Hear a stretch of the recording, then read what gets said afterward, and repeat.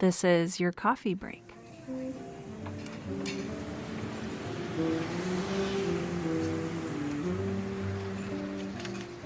Hey friends, I'm back again this week, and once again, as always, I have an amazing treat for you. I have with me on the line right now author Jeffery Weaver, who has just a fascinating story about how he kind of went ahead and created this beautiful set of books. And the story behind this, I think, is really fascinating. So Jeffery, welcome to the show. My pleasure, Sarah. So excited to have you. You and I have been corresponding by email a little bit. And you just have this really interesting story behind why you wrote these books. And I would just love for you to share that with our listeners. Well, it actually started, I had gone back to college in 2009 at the age of 62 to work on my master's in economics because I wanted to go teach.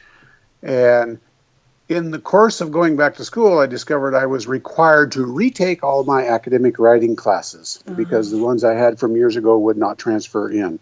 And I wasn't all that happy about it. So at any rate, while I was taking these, I happened to meet a couple professors that were life changers for me. And they took an interest in my writing and encouraged me to write more and take creative writing classes. So after I finished my academic writing classes, I started taking all the creative writing classes from fiction to poetry to anything they had to offer. I fell in love with writing, even though I hated it before that, so to speak.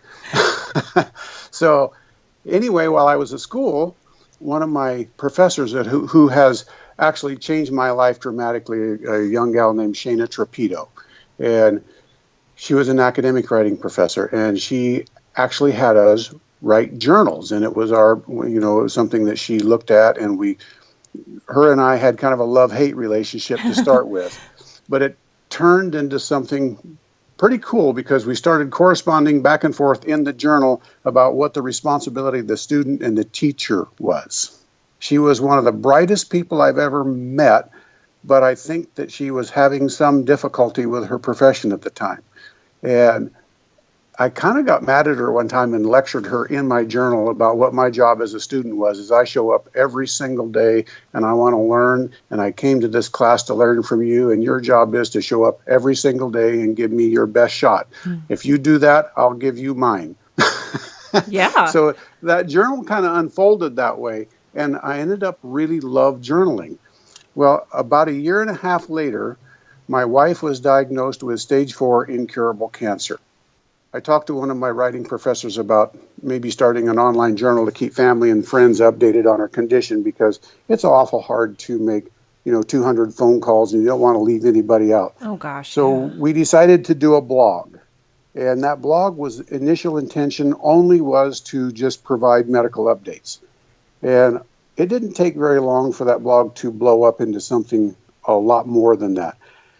When we found out that she was going to die, and that's pretty hard to do. She at the time was 48 years old. Oh. And it was hard.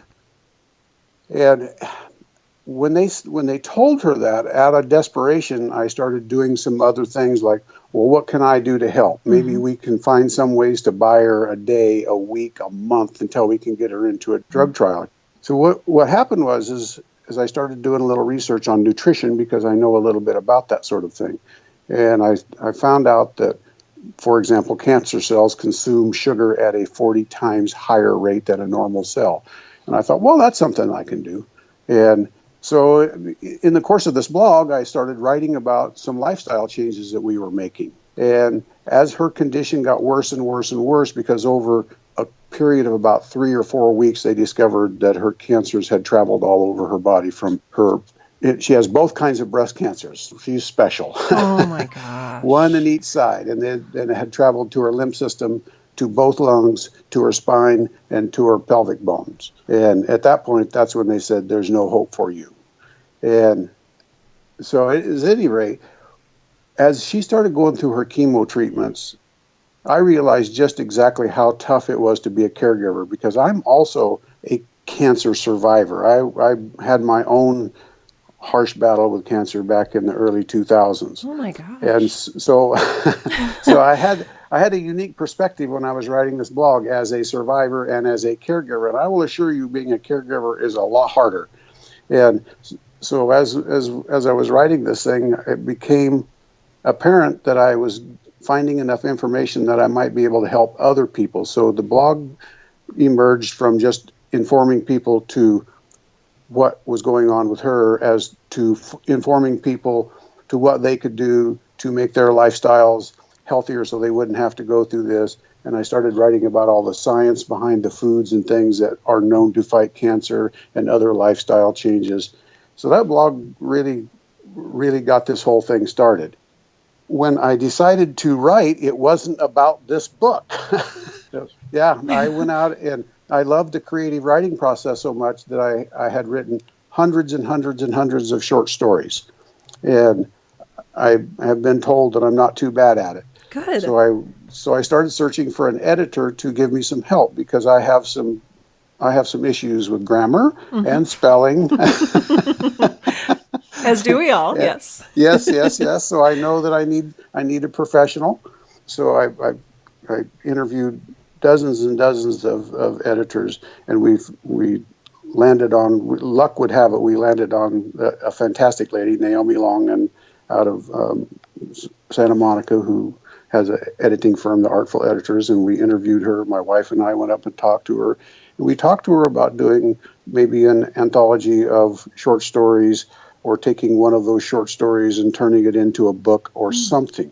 And one day, Susan came to me and she says, I had approached her earlier about writing the book about her, because so many people had told me about it. And she said, "Oh, hell no, you're not writing a book about me. That blog was bad enough." Oh. Well, one day she came to me, and this is after we hired Naomi. She says, "I want you to quit school and write that book." And I asked her why the change of heart. And she told me that one of her friends had asked her for help after she was diagnosed with cancer. And the lady had the same kind of results that Susan did from these lifestyle changes. Oh. And she had actually came up to Susan and thanked her for helping save her life. And Susan told me, she says, "I realized I've been selfish with this information, that you have got so much stuff here that you can help other people. So go ahead and write that book and quit school." Oh my God! So I dropped out of classes and spent the next year turning that blog into a book. And that's how that book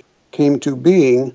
We completely switched gears from trying to write fiction to telling her story. And it was actually one of the best things that I've ever done. What we did with the book is we left it in journal form. So when people read the story, they're reading it in real time. It's not a retrospective. Mm-hmm. And one of the things that I told Naomi, the editor, was please don't make this too slick. I don't want this to look like some big-time professional writer wrote this. I'm just a regular guy, desperate to help his wife make it from today till tomorrow till next week. And I need that feel to be there. And she did a fantastic job of kind of leaving my original voice alone. We cleaned things up. But anyway, that's how the book came to pass, is through that original blog.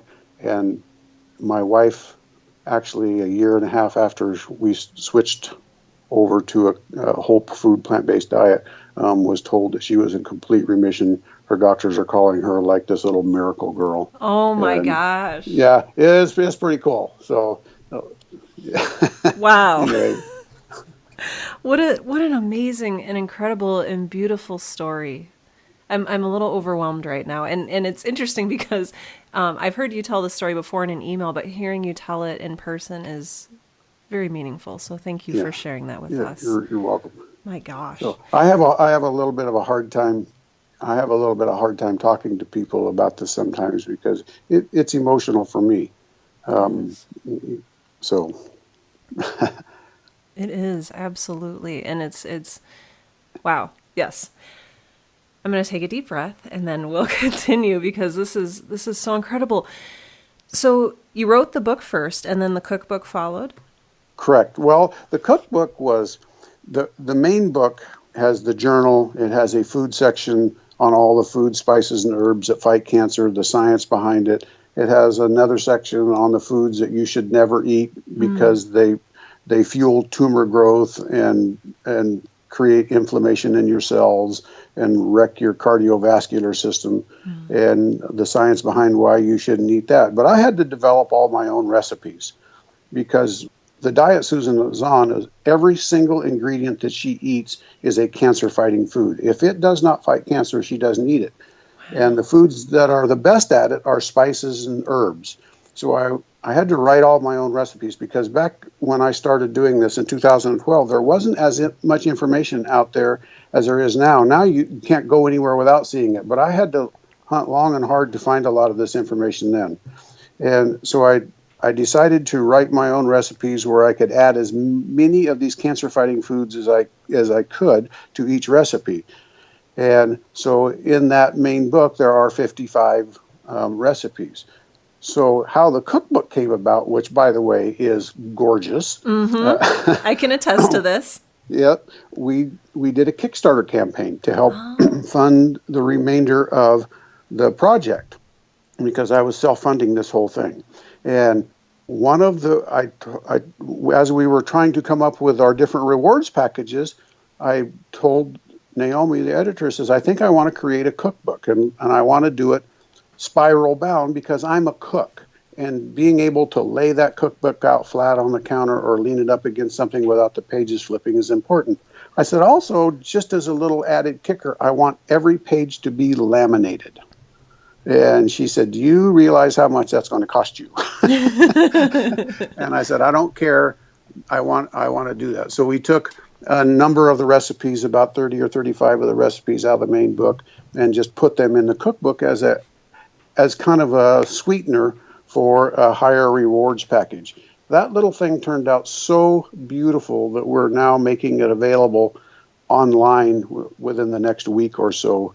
We can't sell it directly through Amazon because the cost is just prohibitive. That thing is like $25 per copy just to produce. Oh my gosh. Well, I can attest. I'm holding a copy right here.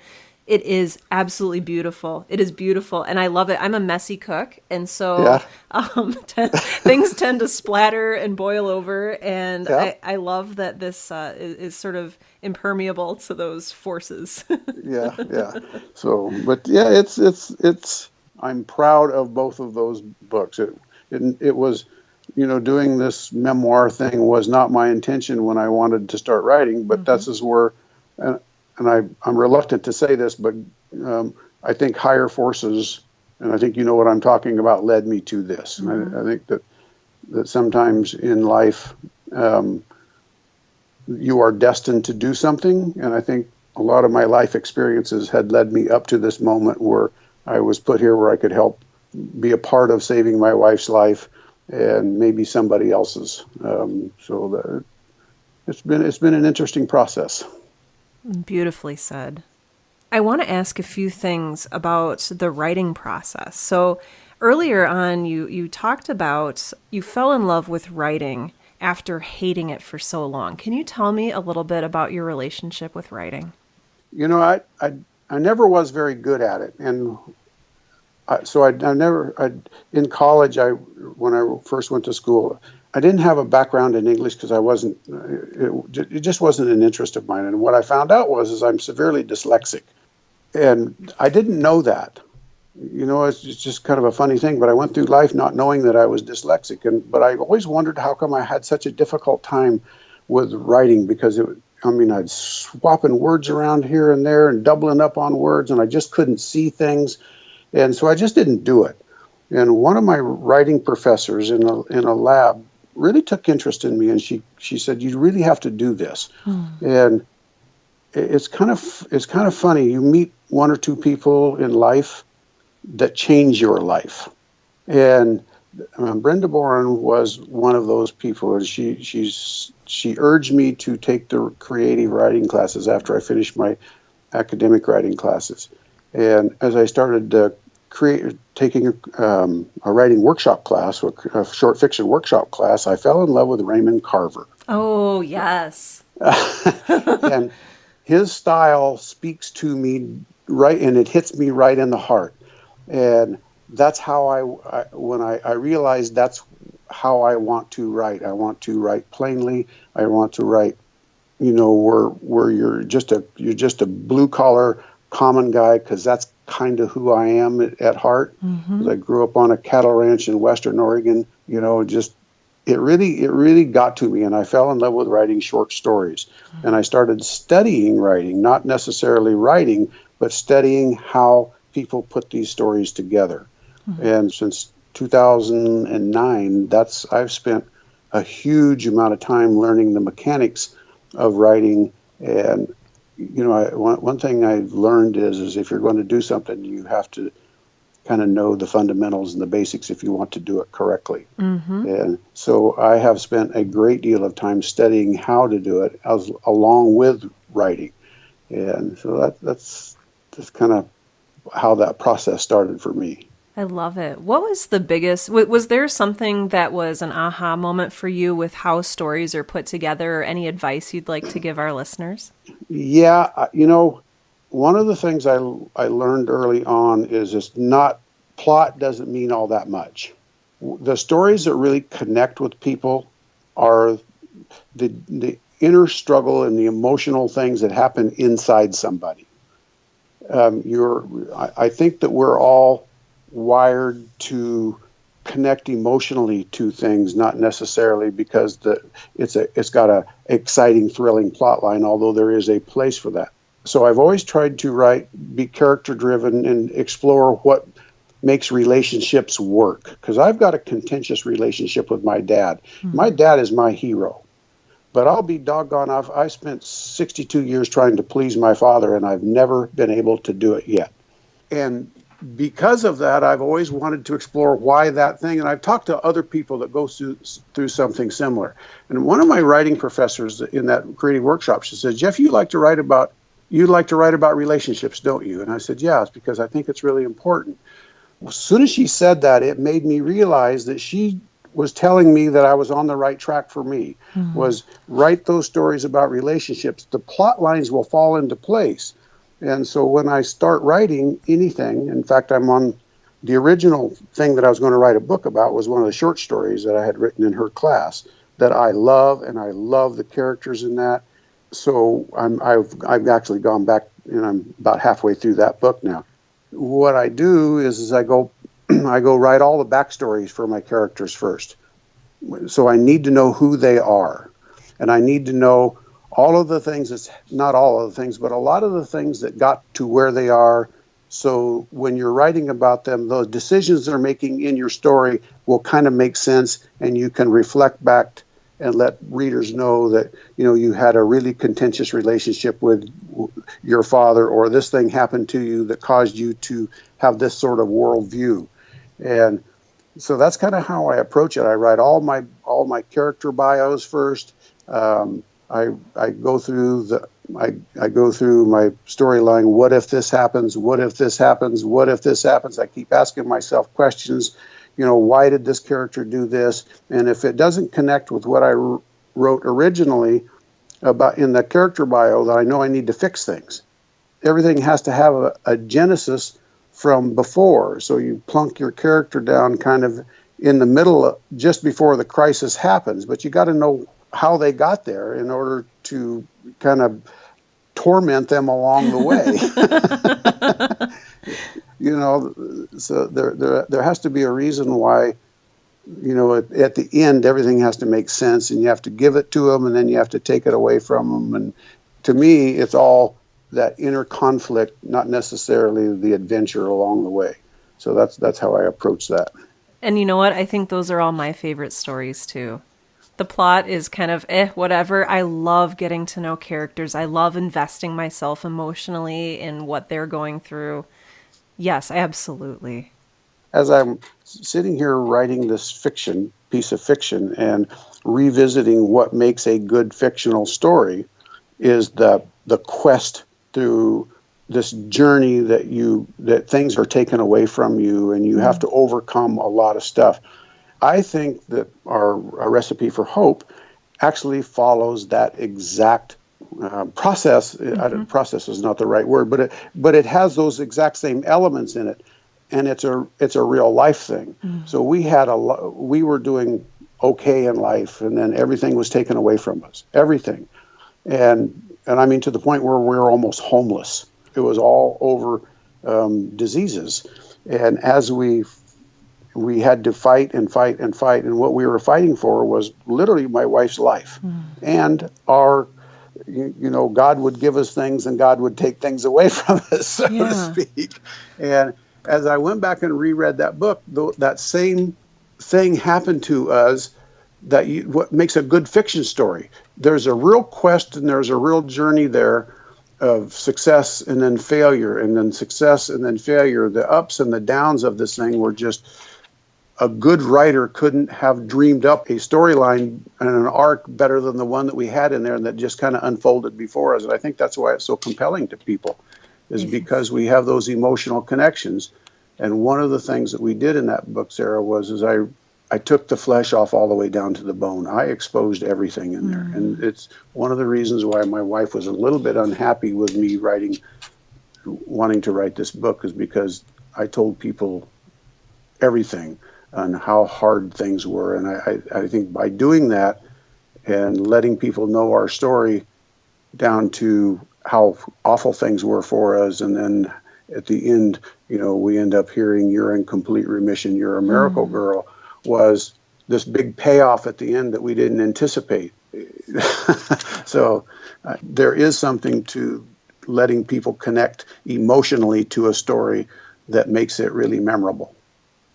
As an old businessman, I've had great success in business, and I know how to build businesses. And I told my wife, if I'm going to write, I'm going to do it just like I would do any other business. I'm going to study my craft, I'm going to learn what I need to do, and I'm going to invest what I have to invest, regardless of the cost or the time or anything else.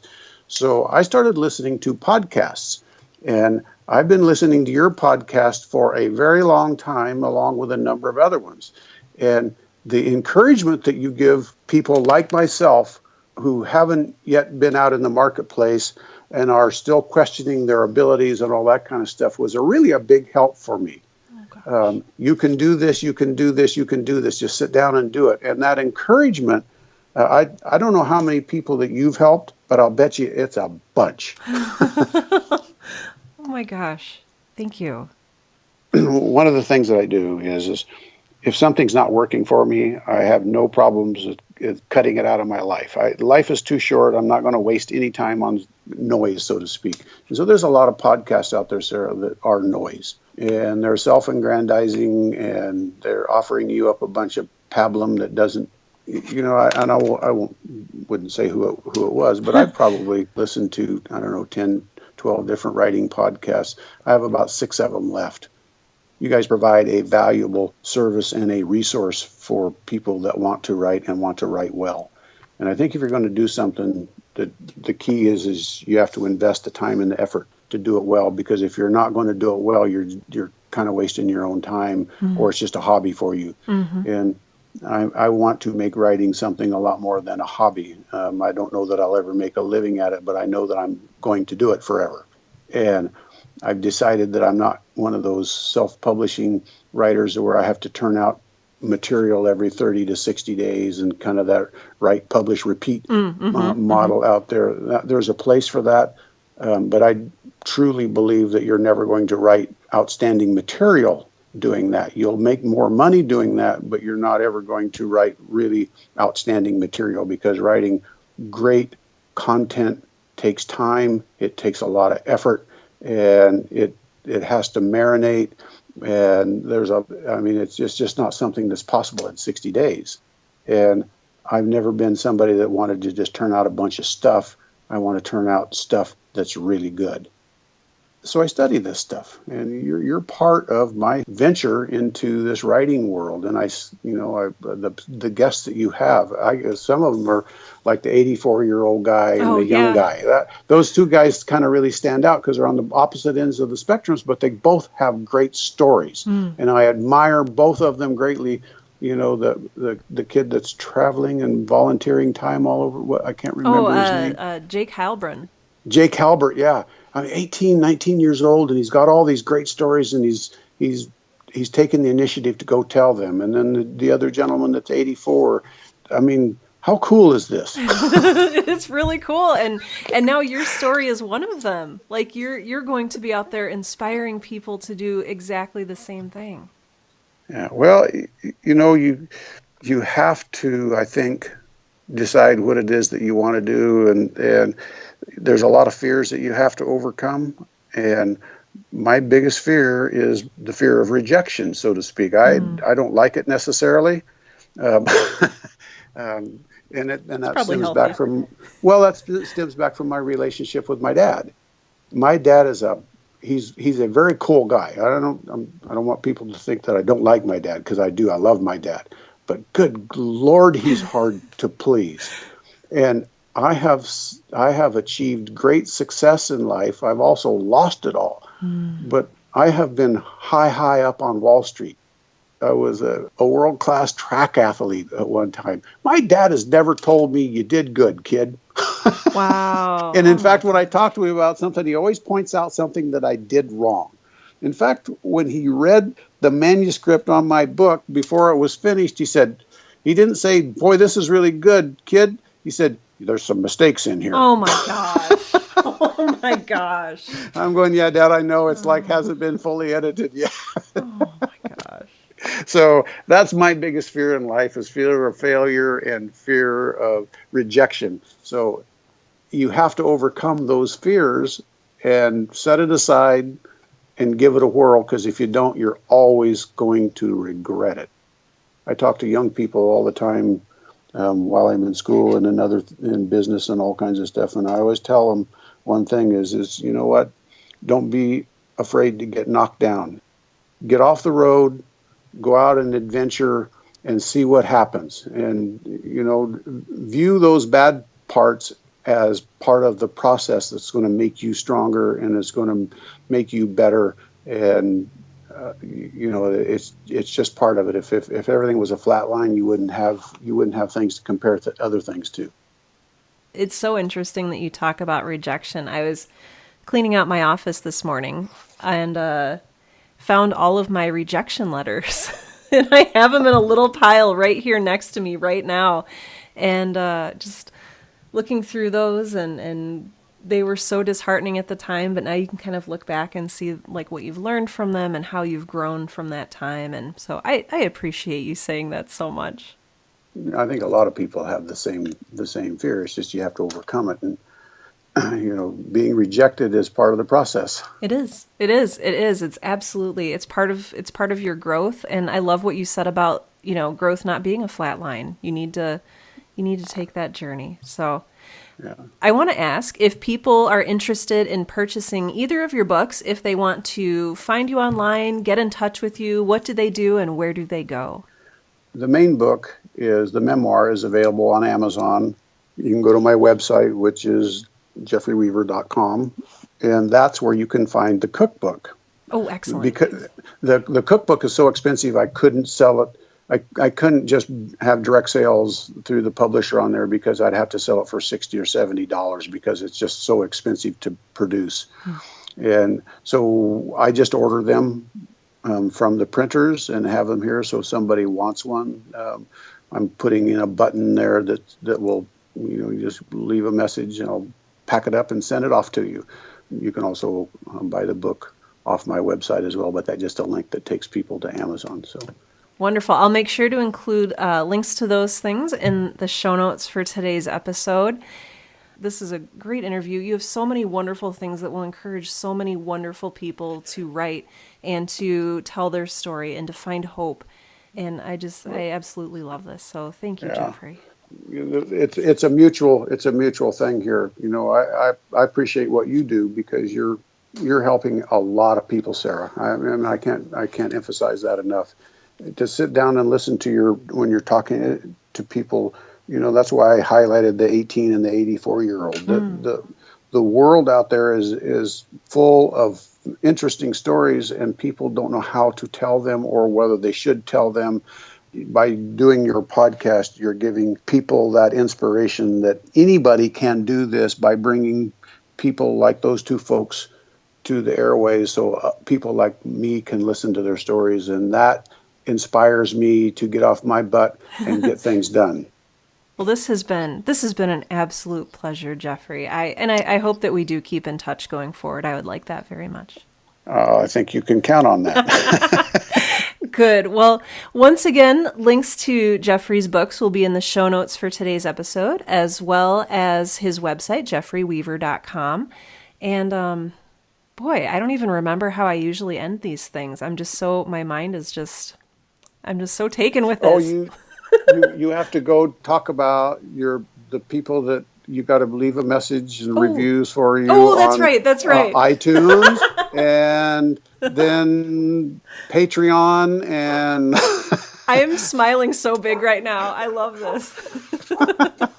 I could almost do it for you. I love it. Oh, I love it. That's right. Leave me a review on iTunes. Visit sarahwerner.com/Patreon. That's Patreon. Jeffrey, this is wonderful. I hope that we keep in touch, and I look forward to chatting again. Okay. Thank you, Sarah. Bye for Appreciate now. it.